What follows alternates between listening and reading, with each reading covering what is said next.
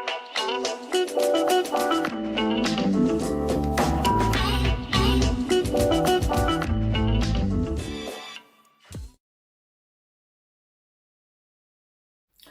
everybody, this is Tracy here with another edition of A View from Tracy's Point, and we are here to talk about Queen Sugar, Season 5, Episode 3, which was titled Late April 2020.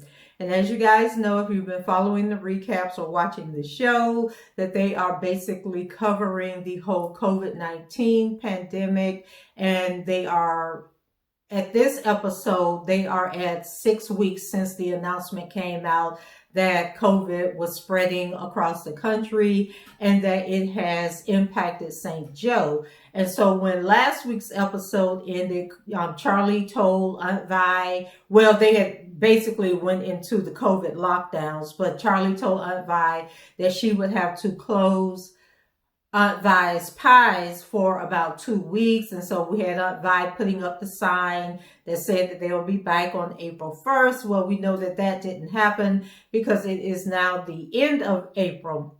And so I'm going to try and, because there wasn't a lot going on in this episode, so I'm going to try and just give you guys the recap based on the individuals. And so we'll start with Darla and Ralph Angel. So Ralph Angel is listening to the radio, like, watching television like so many people did during the pandemic and when the news was first coming out, trying to stay abreast of what was going on.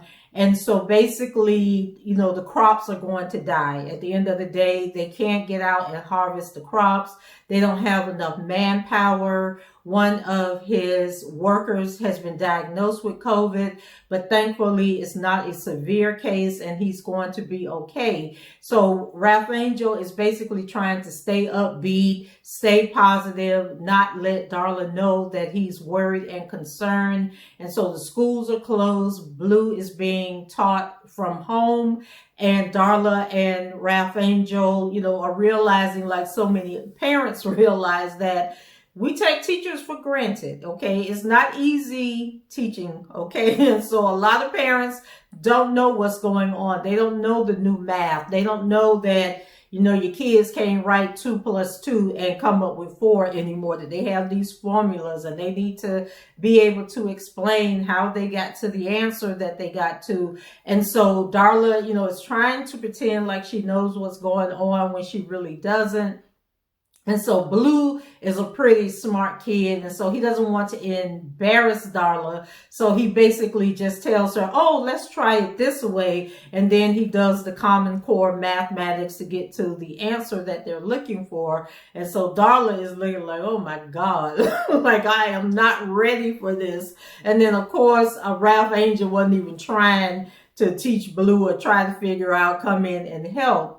And so remember, Darla works for the insurance company and they were, I think they did the mandatory closing, which was like 2 or 3 weeks or something like that.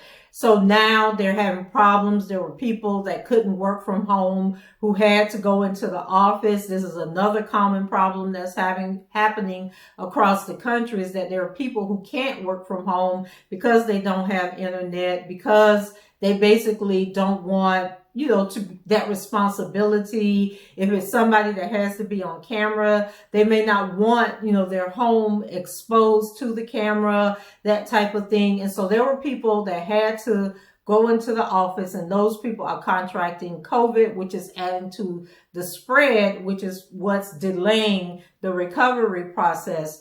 And so Darla has a meeting, and so Ralph Angel saying, well, I thought you had a meeting with your company. And so Darla said, yeah, but, Blue's education is first. And Ralph Angel's like, no, Blue can, catch up with his schoolwork later. You need to get on that call. But, Darla was very hesitant, like she wasn't sure, like she was afraid to get on the call. Maybe she had been watching the news and learning that, people were losing their jobs. And so, Ralph Angel insists, he gets Blue, takes Blue out of the room. Darla logs on to the Zoom, and then we find out later in the episode that the company has to furlough their workers, because of these people that have tested positive. They've got to just shut down the office. And so Ralph Angel is like, well, what does furlough mean? And so she lets him know that they keep their benefits and they keep their job. They just won't get paid during the times that they are out of the office. And so now Ralph Angel is really starting to worry, like, okay, I'm not going to be able to do the harvest, which he hadn't told Darla before this. He's not going to be able to do the harvest. He's not going to profit from it. They don't have that much money in the bank, and, he said to lay off his workers and everything. So Darla says that, everything's going to be okay, that she is going to go and get another job. And so Darla was mentioning that she has a part-time job somewhere. So now she's going to go look for another job on top of that. And so they're talking about the different things that they could do. And then Ralph Angel kind of thinks, I can't go, allow her to go get another job and just sit at the house and mope around. I need to go, look for another job also.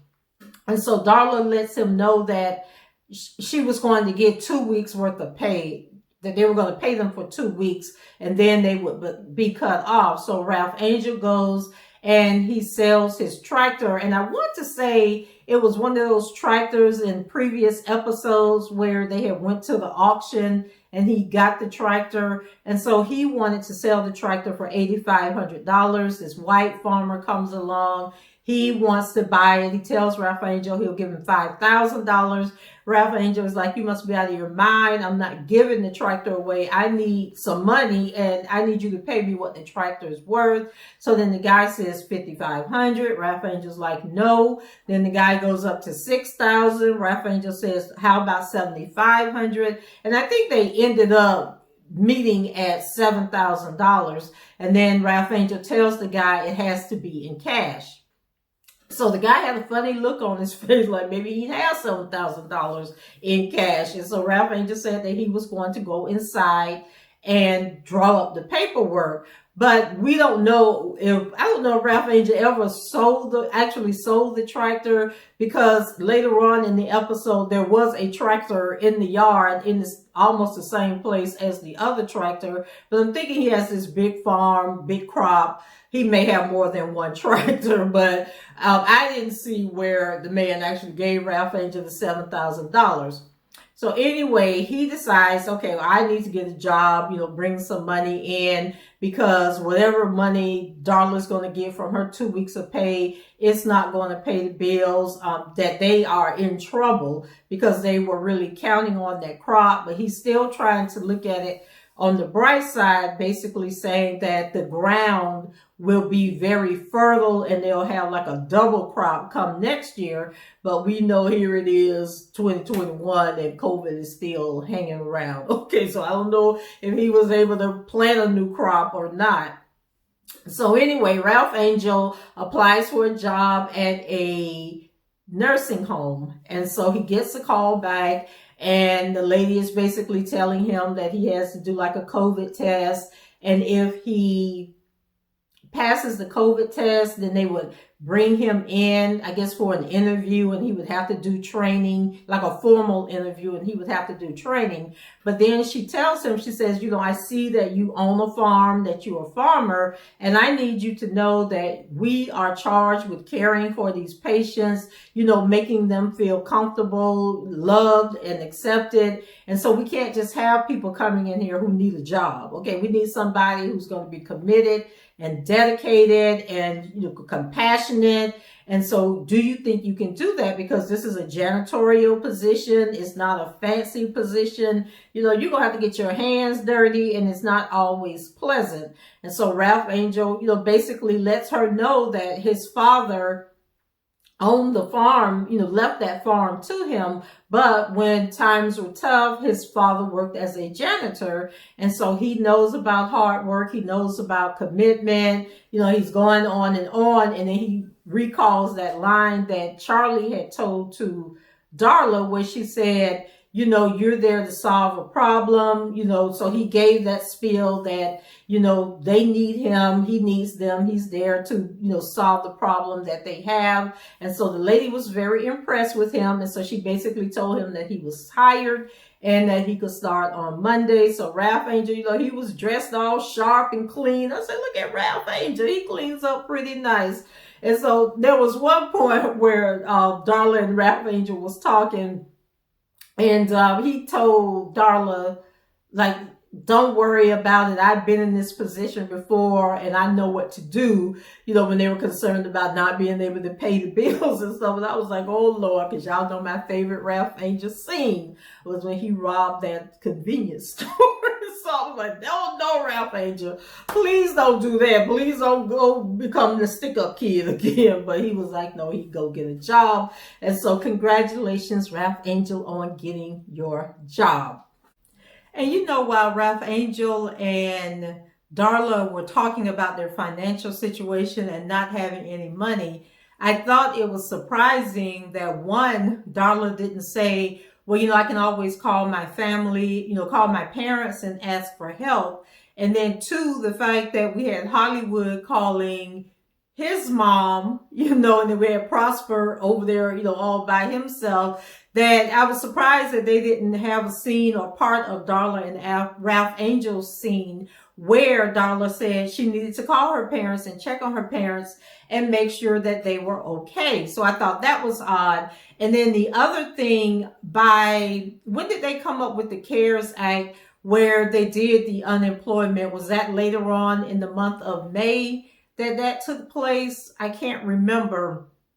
But that was the other thing. I was like, if they, I could understand Ralph Angel maybe not being able to apply for unemployment because unemployment usually doesn't extend to small business owners. But Darla, getting furloughed from her job, like, why did it come up like, oh, we're going to go and apply for unemployment? I can get unemployment. And then when Darla was talking about getting a second job, who was going to watch Blue? Were they going to send Blue over to Aunt Vi's so that she can teach Blue, or were they going to get Nova? Like, what were they going to do with Blue if they're out here working, 2 and 3 jobs? So I thought that was odd.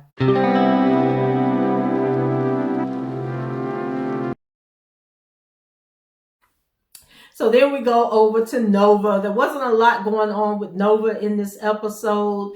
She, is doing what Nova does, and we wouldn't expect any less. She's rallied the community together to prepare care packages and, get food and everything to go out and deliver to the community to make sure people have enough to eat, that they have, masks, sanitizer, Lysol, and all the cleaning supplies, bleach and everything, toilet paper, because y'all know people was cutting up at the beginning of COVID, still not stealing, but buying up all the toilet paper. And a couple of people actually went to jail for hoarding toilet paper and paper towels and sanitizer and masks and stuff. Like, the feds was just rolling up on people because they done opened their garage and they nosy neighbors done looked in and saw all this stockpile and called the FBI, and the FBI came, arrested people and took all this stuff, right? Like they could have just went to the store 100 times and bought 100 packs of toilet paper, because remember, they were rationing it out. You could only buy 1 or 2,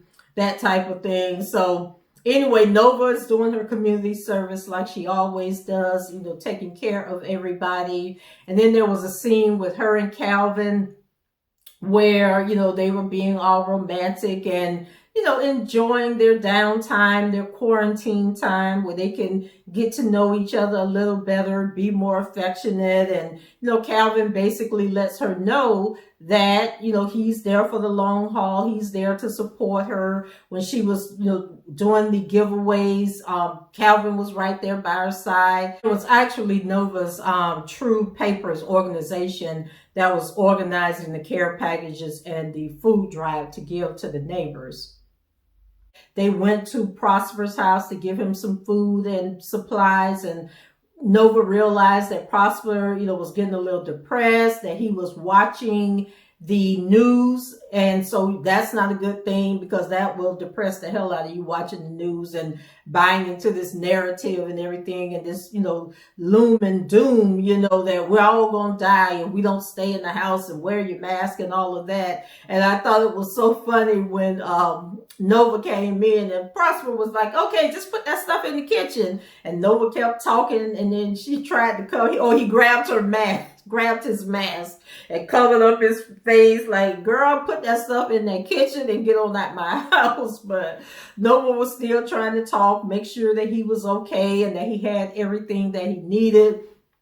And I don't even think she was realizing that Prosper was trying to get her out that house, because he was scared. Like, you out in the community going from door to door.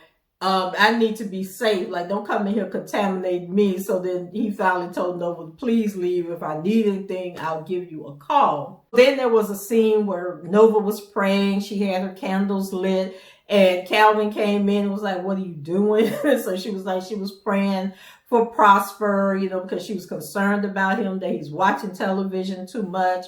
And so her and Calvin talk, have a brief exchange. And then he tells her something about his family. Calvin tells Nova that, his kids aren't taking, the stay-at-home orders easy, that they want things to go back to the way that they used to be, kind of implying that his kids were wishing that he was there at their home with their mom, as they go through COVID, instead of him being with his new girlfriend. And so Nova was kind of like, yeah, we all wish things could go back, to the way that they were, or something like that, she said. So Calvin had this look like, is Nova getting ready to get rid of me? So that was kind of interesting to see where that's going to go, what direction they're going to take with that, if Nova and Calvin are going to be able to make it. And I believe in next week's episode, in the previews, the daughter, Calvin's daughter, who was away at college, is going to come home, and she's going to show up at Nova's house. So I don't know what's going to happen with that situation.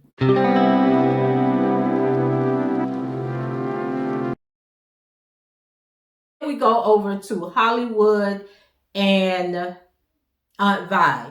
So Aunt Vi is in her diner, and she's basically cooking for, her patrons and doing to-go boxes. And so Charlie has a meeting with the city council, and they basically, let them know that they got to extend the stay-at-home order. And then the councilman that she's always going at it with, he basically throws out that, people aren't abiding to the ordinance, the stay-at-home ordinance, and that Aunt Vi has been seen in her restaurant. And so Charlie assures him that, Aunt Vi might be in the restaurant, but she's in the restaurant trying to help the community and make sure people have enough to eat. She's not actually letting people come in the restaurant and sit down, and she is not selling food and that type of thing. So the guy was like, yeah, whatever. So of course now Charlie got to go with Aunt Vi's and let her know, like, girl, please don't be doing nothing to get in trouble, because they're really looking at you because you're my aunt. And so please make sure, that you're abiding by the order. And Aunt Vi was basically like, I'm minding my own business. I'm not open. I'm not doing anything wrong. I'm not going to get you in any trouble. And so Charlie was like, okay. So then we have a scene with Hollywood where he's on the phone and he's talking to his mom. They're FaceTiming with each other, laughing. And then all of a sudden, Mama Hollywood started coughing.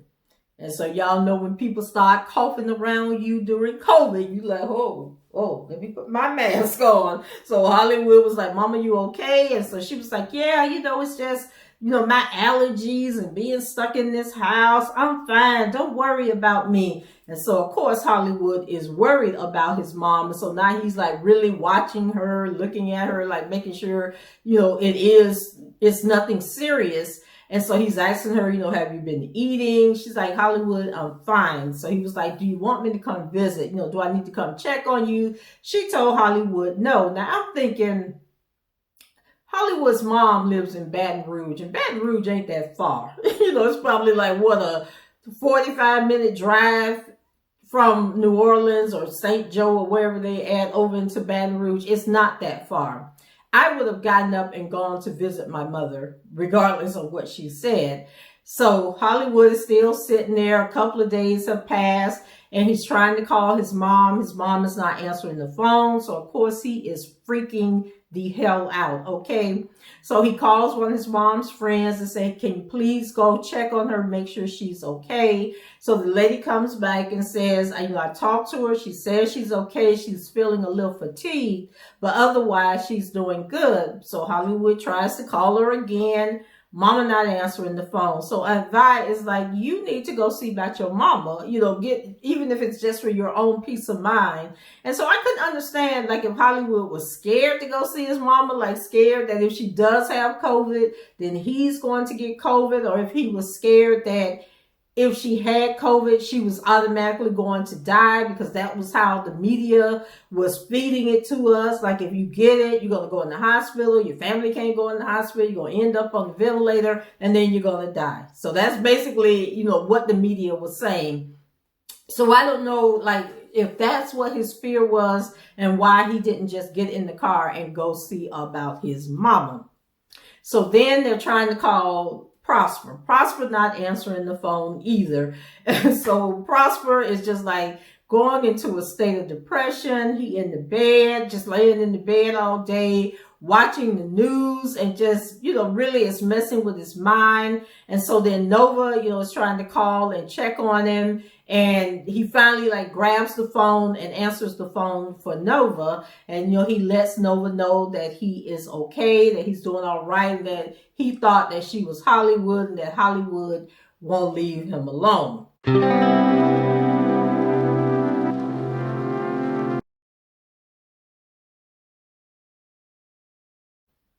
So then we go over to Micah and Charlie. So Micah, had to come home from school because of the whole COVID situation. So he's back home.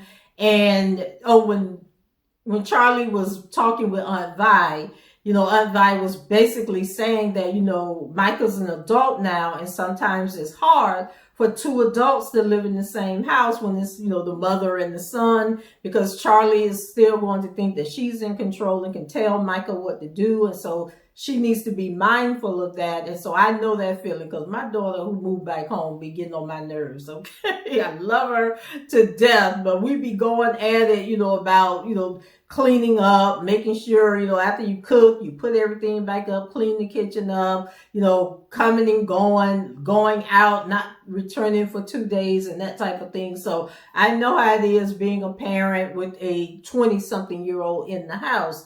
And so Charlie says that, she's going to respect Micah as an adult and that they're going to get through this. And so you guys know that I was hoping that Davis didn't get to fly back to California, but Davis was nowhere in this episode. So don't look like there's going to be a reconciliation between him and Charlie.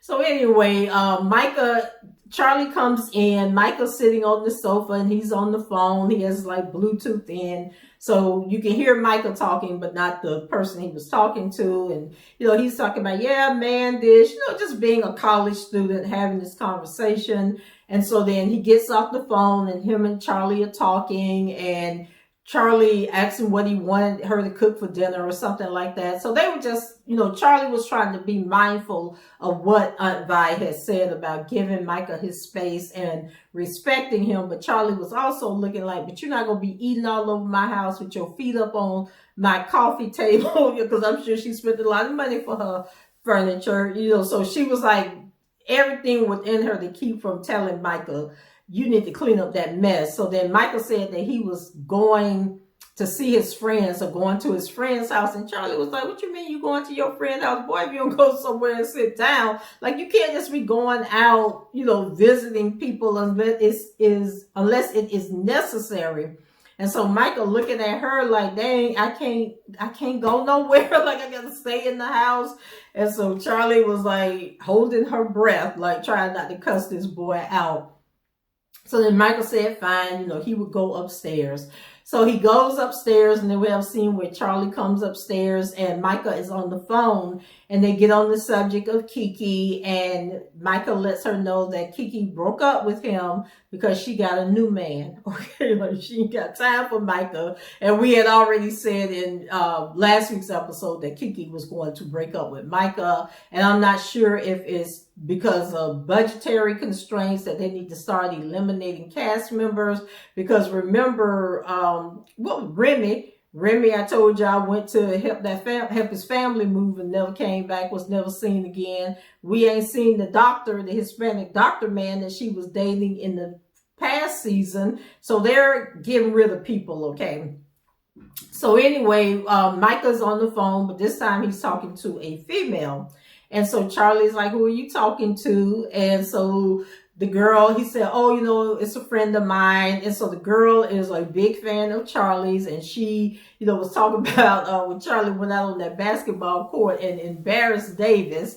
And so she wants to say hi to Charlie, and Charlie looking at Micah like, I ain't got time to be fooling around with these little floozies that you running around with. And so Micah's like, Mom, please just say hi to her. So he puts the girl on speaker, and the girl is basically like, hi, I love you. I admire you so much. And then Micah's like, Mom, just say hi. So then Charlie said, hi, it was nice to meet you, but I gotta go, bye. And so then, Charlie walks out.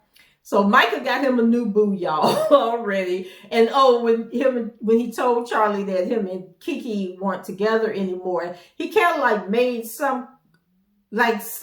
I can't think of the comment. I should have wrote it down, but I thought at that point they were going to move into Micah is gay situation. So I was very shocked that it turned out to be a girl that he was on the phone with. And that was pretty much all that happened. And the show ended with Nova and Prosper being on the phone together. And, she realizes that he's depressed. And so she tells him that she's going to be doing a piece for her website where she wants to talk to older residents, and she wants to get his input on the story that she was doing. And she was like, would you like to be a part of this? And I don't know if this was really something Nova was doing, or if she was like, I got to figure out a way to get Prosper out of that house, get him re-engaged. And so when she asked him to do that, Prosper's whole world changed, okay? He lit up like a Christmas tree. He was like, yeah, I would love to, when can we get started? He was very happy because I think he realized that he was sitting there basically killing himself, with depression and fearing the worst. And so now Nova has given him renewed energy. And so I hope they don't take Prosper out. Now, yeah, I don't really want them to kill Hollywood. Like, can they kill some folks we don't know, that we don't have a relationship with? Like, don't be killing, the people that we've come to know and come to love. And although Hollywood's mom has only appeared on like one season, we still know about her. And, she's been on the show before. So hopefully Hollywood will go and his mom is okay. But I got a feeling that mom is not going to be okay, and that she is probably going to end up in the hospital. And then we'll get, the reenactment of how these people had to die alone in the hospital, how they put them on ventilators. And once they put them on the ventilators, they went down fast, and, it wasn't that long. And so that was pretty much all that happened in this episode. And this episode was what I call a filler episode. It's where they are pushing, the storyline along. They don't really get in depth into any real drama or anything. We probably won't get that until Parker returns. And so, they're just like, we're going to give you enough to fill the gap, from how we got from the middle of March to how we're going to get to May. And, just to keep you guys watching. And I kind of appreciate the filler episodes at this point, because I also recap This Is Us. And This Is Us has been like 2 episodes, 3-week break, 2 episodes, 3-week break. So they had an episode last week, and now they're not going to come back until March 16th. Season 5 of Queen Sugar is going to be 10 episodes. I think I read that in an interview with the Hollywood Reporter. That is 10 episodes. And so far I can only see the first 5 or 6 episodes. They definitely go through March 23rd, I believe, and they may take a break or they may continue on, but the episodes do seem to go through March 23rd. And then that would be, I think, week 6. Yeah, the 9th, the 16th, the 23rd. That would take us through episode 6. So it doesn't make sense that they would take a break and then only come back for 4 more episodes. So I don't know if, they just don't have the titles for the remaining episodes. When we look at the TV guide and on Google where they list the episodes and the dates, or if there is going to be a break and they are going to come back at a later point and give us the other 4 episodes. But I did read an interview where Ava said that it was 10 episodes for season 5. So guys, that's it for me. If I forgot anything, please leave it in the comments. Leave your comments about the episode, rate the video, and subscribe to the channel if you haven't done so already. And until the next time, I shall talk to you guys later. Bye-bye.